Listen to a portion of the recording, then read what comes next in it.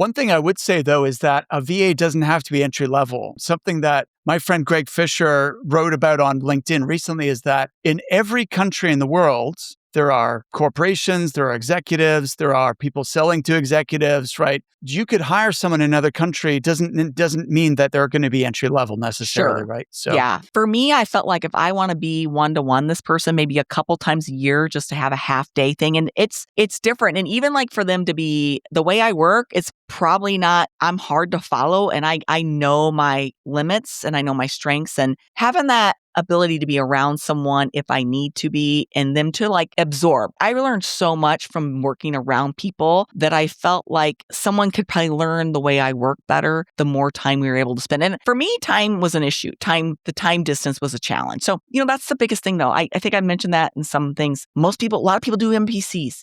I don't do MPCs. Maybe I probably should, but as a recruiter, knowing what works for you and being okay that you don't have to do what everyone else is doing. You want to learn from others, but take what makes sense and say no to the other, and don't keep trying to do what everyone else is trying to do. And maybe they're successful at it, and that's just not your cup of tea.